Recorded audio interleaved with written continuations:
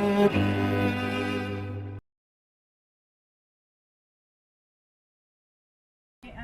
Stephanie and this is Brendan, my partner, and we are from Lynn. We're prepared a statement we'd like to read today to everybody to let you know how we feel about things. We are proud Kiwis and we have all worked all of our lives. In the past 15 years we've done that in hospitality. As business owners, the last 2 years of lockdowns with the constant changes to COVID measures and restrictions have been horrific, to be honest. Firstly, it was 2 weeks to flatten the curve, then never-ending lockdowns, and more recently 2 shots for summer. Now with these mandates, we can see no light at the end of the tunnel for our business and for many more. So many businesses and families are suffering. We have all remortgaged and hung on as long as we can, but the reality for Kiwi businesses, those who have not been forced or coerced to close already, is now hitting, and it's hitting hard. Our government, who makes the rules, are oblivious to how hard and more unsustainable this new reality is. Throughout this, they have continued to be paid weekly regardless of what they demand of Kiwi business. They have completely lost their grip on reality. Mentally and physically, it's been exhausting trying to make ends meet. Do businesses enforcing these mandates and vaccine passports realise that once these boosters have been mandated, it is likely that less than half the population will be eligible to attend your businesses, making business harder than ever? Have you seen what's happened to Israel? Less than half of the double jab opted to be boosted. This is an attack on small business and has nothing to do with public safety. If public safety were really a risk, a red traffic light would see all business closed and wage subsidy implemented. The mandates thrown on the hospitality industry late November 21 saw 3 legislation changes within 1 week. As a direct result of this, many hospitality businesses were forced to close and there were suicides. Why isn't mainstream media talking about this? In actual fact, these mandates are not even lawful. The COVID-19 Health Response Act states that orders must not breach the 1990 NZ Bill of Rights Act. The hospitality mandate itself doesn't even have a penalty.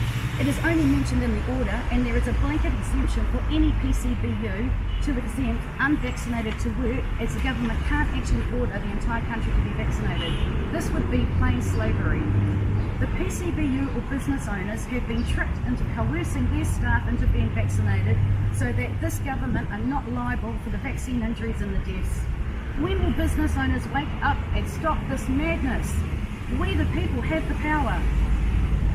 We have worked under the click and collect system to comply with the rules since August 2021, but it is now totally unsustainable, and our reality is we are now out of money.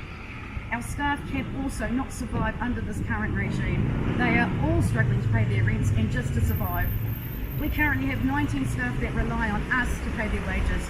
We have so much love and respect for our team. Without their loyal support, we wouldn't have the business that we have today. These people are amazing human beings. And there is no way we would ever fire any of them for having made a personal health decision. Half of our team is double jabbed. The rest, along with us, all want to see the long-term safety stats first, which is not yet available for the mRNA treatment, and will not be until 2076, due to Pfizer are vying for an extension to release data. We understand this, and we do not want to be responsible for coercion nor endangering our staff. And not to mention, we would be breaching the Health and Safety at Work Act 2015 by failing to acknowledge the hazard, which is the Pfizer C19 vaccination itself.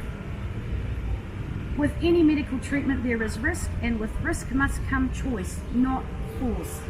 Lots of our staff are young and they all know people who are suffering from adverse reactions, which is now an official warning by the Ministry of Health and Ashley Bloomfield for myocarditis and pericarditis. Each person now getting inoculated must be notified of this prior to their vaccination. With time, we have also learnt that the jab does not stop transmission. So why are we forcing people into this experiment with never-ending boosters known to decrease immunity? New Zealanders have been told that it was 2 jabs for summer. However, the reality is now a never-ending booster program. We have had people arrive in our restaurant and tell us that they have had their 2 shots, but they don't want the never-ending boosters, and they don't support the show your papers controls. Well, they feel lied to. So how many boosters per year is it going to take to keep these vaccine passports valid? And what happens to those who don't comply with this? Are they then considered not vaxxed and only worthy of the scrap heap? Why are doctors being silenced? Why are social media accounts of the vaccine injured being censored? Why are these issues not debated with best practice and treatments instead of the one-sided narrative? We know for a fact that the Ministry of Health Office is a propaganda generating machine. This all screws us. If anyone speaks out on this topic, they are labelled anti-vaxxers. How can we be considered anti-vaxxers? Both of us have had all our childhood shots. Brendan lost his spleen 3 years ago in a mountain bike accident, and it was recommended he repeat all those vaccinations. So he did. However, he had a severe reaction to one of these and ended up with shingles that lasted for months, and then severe fatigue that lasted for another 12 months. Despite this happening to us, I am still pro-choice, and we want to be on the right side of history. We cannot stand by and allow this medical apartheid by locking out families without a vaccine passport and the show your papers mentality to enter. We have had many people at our restaurants sit down, kids with grandparents, where the mums have burst into tears at the joy of having a family being able to sit down together and have a meal and not be made to feel like lepers excluded from society. We have also had vaccine injured people and that have had one jab and are now suffering and definitely don't want to have another, but they've been denied an exemption and have then lost their jobs. The heartache and the mental anguish is nothing New Zealand has ever seen before. The damage from this will be seen for years to come. The families and friends that are dining together in our restaurant have been a mix of jabbed and unjabbed. For unjabbed families, these mandates have ended all hopes of being a part of our society. Kiwi kids can no longer sit their driver's licence, go to a library, go to the movies, eat out or compete in an increasing amount of sports. This is segregation and discrimination, and it simply doesn't sit well with either of our moral compasses. It is completely wrong, and it is not who we are. We are a nation who cares about each other. Remember that whole one people, one nation? Well, what happened to that? The divide and conquer mentality is just wrong. Fellow Kiwis, we need to unite. This traffic light system is destroying businesses. It was 2 weeks to flatten the curve, and now it has been 2 years of hell.